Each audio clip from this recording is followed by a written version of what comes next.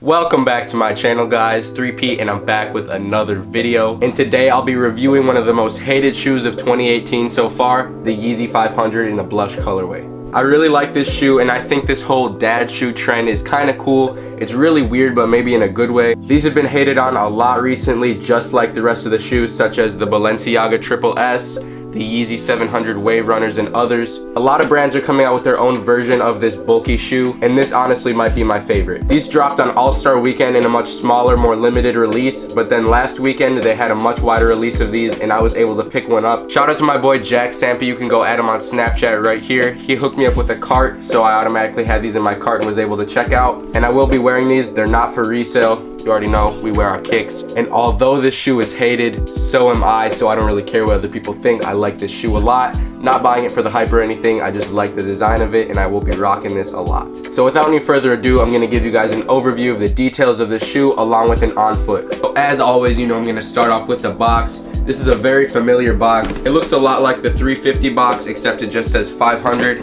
It's literally the same exact box, just the regular cardboard. And as usual, I got a size 11 Yeezy 500, and the colorway name is Blush Blush Blush.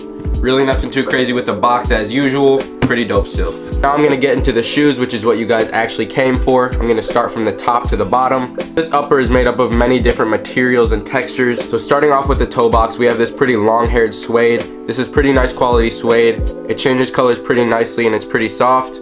This suede is also shown around the lace holes, around the back, and also another patch right on the back. And under this layer of suede, we have this layer of kind of tumbled leather.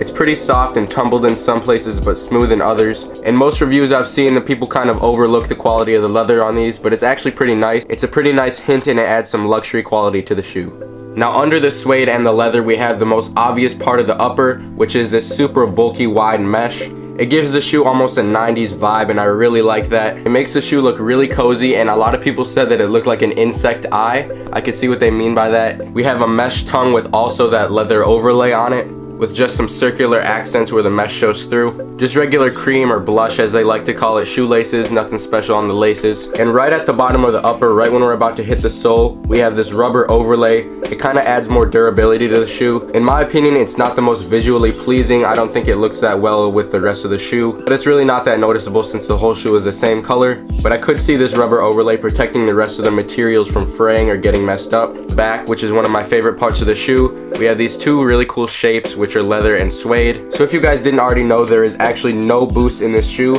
but that does not mean it's not comfortable. The midsole is made out of this adiprene material, which has been used in a lot of their basketball shoes in the past. It's obviously not as squishy or soft as Boost, but it's still pretty bouncy. Makes these pretty cozy and feels like you're walking on clouds. Maybe not as much as Boost, but it's still pretty soft. The midsole, just like the rest of the shoe, is obviously super wavy. I like that part a lot. It adds a lot of character to the shoe. It has this sort of grid pattern all throughout the midsole, but then when you get to the back, it has these kind of swirly lines. I like that transition a lot. Just a lot of details in this shoe that make it worth it to me. And then my actual favorite part of the shoe is the bottom. I don't know why I like it so much. It kind of looks like the inside of a robot with the wires and stuff. It reminds me of that. Outsole, just like the rest of the shoe, is kind of 90s style and super wavy. Like it a lot. On the inside of the shoe, right by the ankle, we have some really thick padding that makes it super comfortable. The insole on these is also super different from the rest of the Yeezys. It says Ortholite Yeezy Adidas, and Ortholite is a company that makes a lot of the midsoles. I think they have some for Jordans that's super squishy. It is green with yellow and red spots. Not that you see this at all, but I really think it's kind of cool. The insole isn't too thick, so don't expect too much comfortability from it, but it's also not uncomfortable at all. In case you guys were wondering about sizing, I wear anywhere from 11 to 11.5 depending on the shoe. I got an 11 with these and they fit perfectly. It's already such a big bulky shoe and you don't want it to look way too big on you. So I'd say go true to size, or maybe even half a size down depending on how wide your foot is. I went on the smaller side of my sizing and they fit perfect. They're super cozy and it feels like you're walking in a pillow with the thick padding. And also this thick bulky mesh adds for extra comfortability. So that was a quick overview of all the details of this shoe. I like it a lot, and this is my first dad shoe. I don't really like to call it that though. I was pretty skeptical at first, just like most of you guys probably are if you're watching this. Pictures definitely do not do these justice. They're definitely worth a purchase, and prices are really low now. So get them for cheap while you can. They're only going for about $250, only like 50 bucks over retail. And just as every Yeezy does, these will go up in price eventually. So I think that's enough talking for this video. Let's get into the on foot.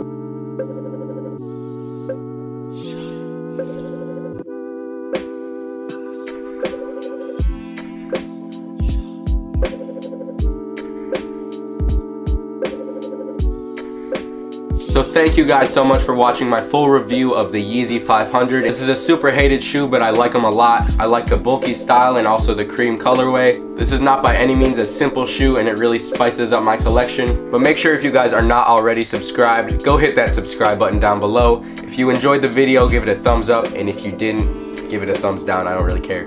Follow my Instagram down below, all that good stuff you guys already know. I'm out. Peace.